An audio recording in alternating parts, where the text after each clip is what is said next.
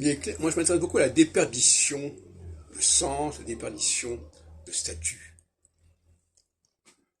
Quand on va dans la quand on est dans la verticalité et qu'on descend du haut vers le bas, ou quand on descend de l'amont vers l'aval.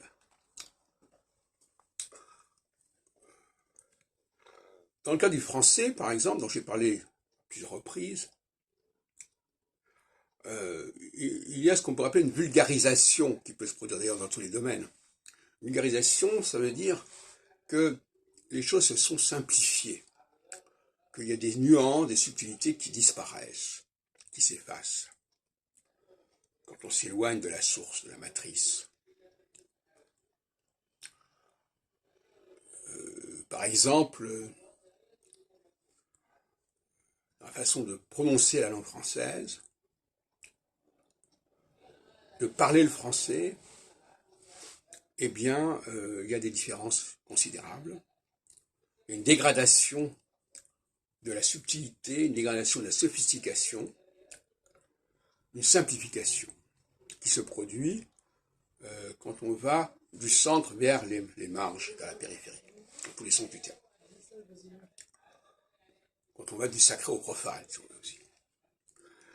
Et donc,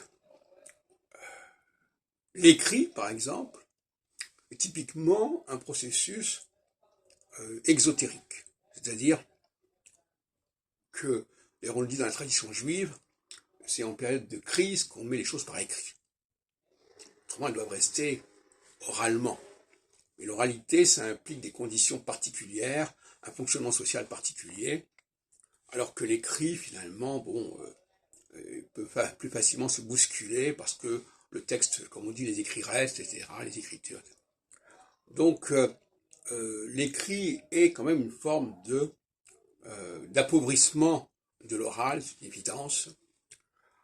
Et malheureusement, beaucoup de gens apprennent le français ou le réapprennent à travers l'écrit, et ils croient que, à partir de l'écrit, ils vont pouvoir remonter vers l'oralité. Mais malheureusement, la façon dont ils remontent vers l'oralité est extrêmement grossière, si on veut, et on peut tout à fait distinguer entre, par exemple, quelqu'un qui parle et quelqu'un qui lit.